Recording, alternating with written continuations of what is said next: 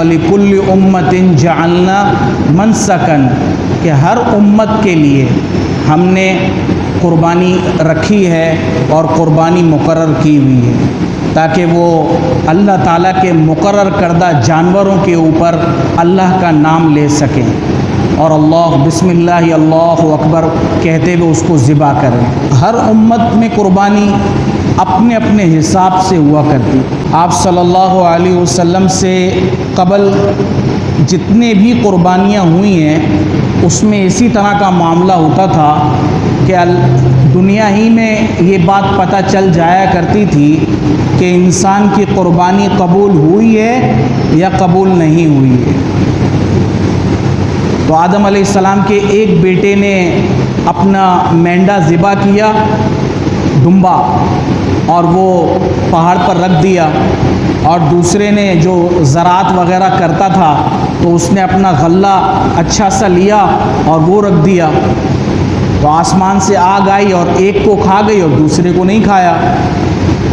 تو وہ حابیل علیہ السلام جو بڑے بیٹے تھے حضرت آدم علیہ السلام کے، وہ کامیاب ہو گئے اور قابیل اس کی قربانی قبول نہیں ہوئی۔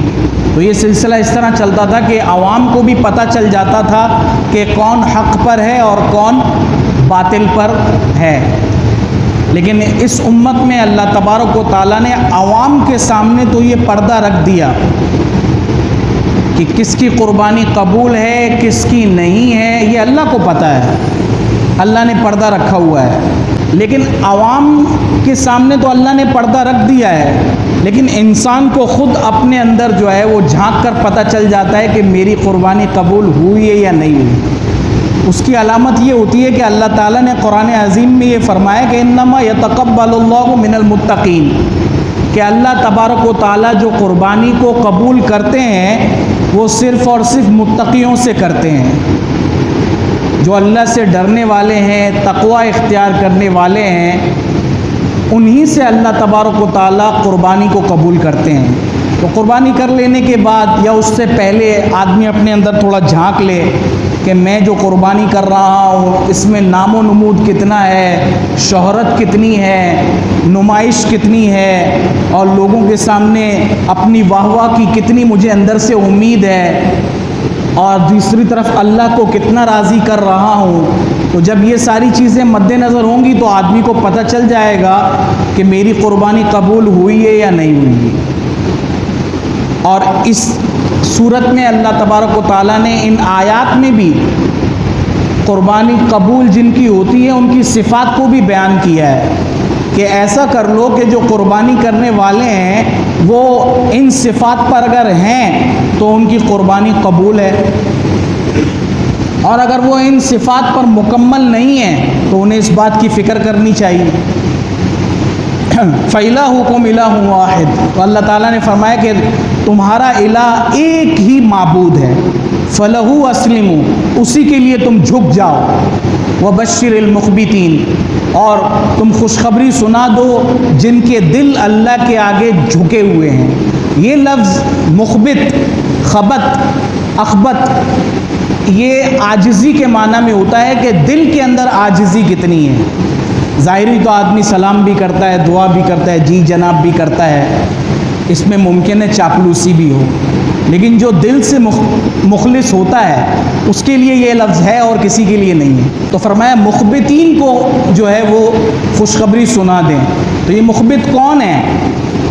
الذین اذا ذکر اللہ وجلت قلوبہم، کہ جب اللہ کا ذکر آتا ہے تو ان کے دل کانپنے لگ جاتے ہیں اور ڈرنے لگ جاتے ہیں اللہ سے۔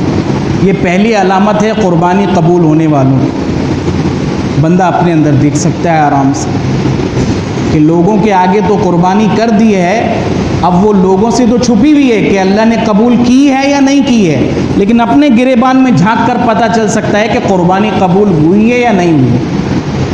اور یہ جو قربانی کا لفظ ہے یہ ایک عجیب لفظ ہے، اللہ تعالیٰ کا قرب اس میں بہت زیادہ ہے۔ قرب تو نماز میں بھی ہے، وہاں قربانی کا لفظ نہیں آیا۔ قرب تو روزے میں بھی ہے، وہاں قربانی کا لفظ نہیں آیا۔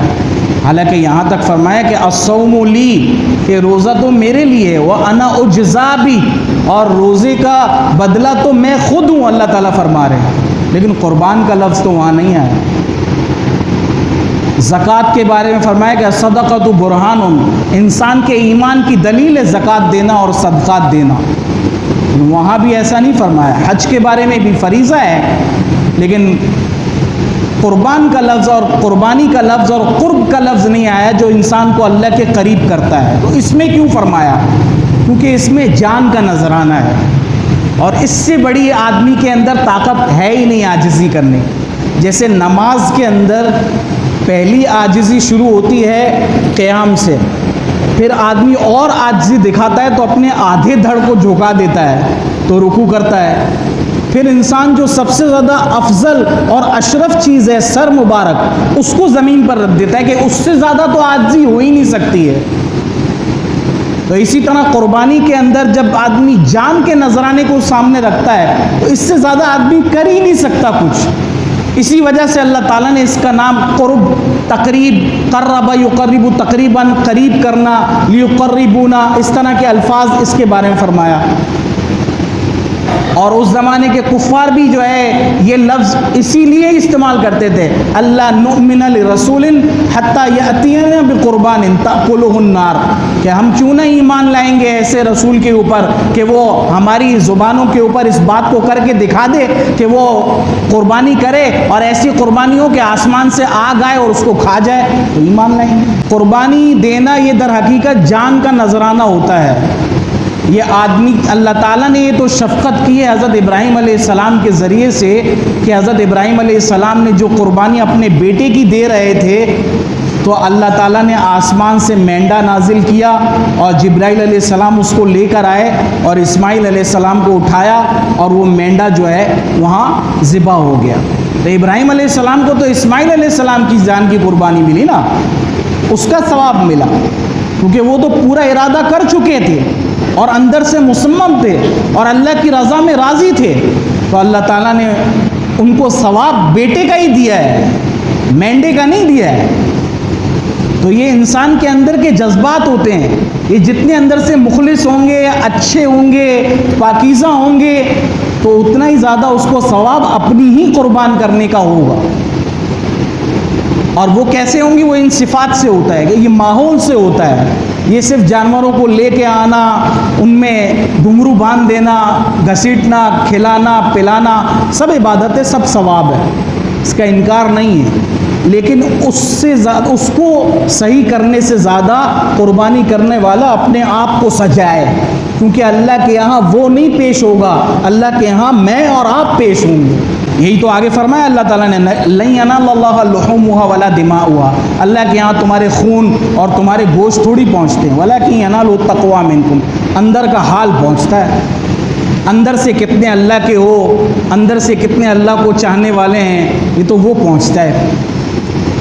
کاش کہ ہمیں بھی اس کا کوئی حصہ نصیب ہو جائے۔ دوسری صفت فرمائی والصابرین علی ما اصابہم، اور وہ صبر کرنے والے ہیں جو ان پر آن پڑتی ہے مصیبتیں، دنیاوی، دینی اور حالات ہر قسم کے، تو وہ اس پر صبر کرنے والے ہوتے ہیں۔ اور والمقیم الصلاۃ، نماز کے قائم کرنے والے۔ تو قربانی کر رہا ہو اور نماز عید کی بھی نہیں پڑھ رہا ہے، یا عید کی جلدی جلدی پڑھ رہا ہے کہ کہیں میں عید کی نماز نہیں پڑھوں گا تو میری قربانی نہیں ہوگی۔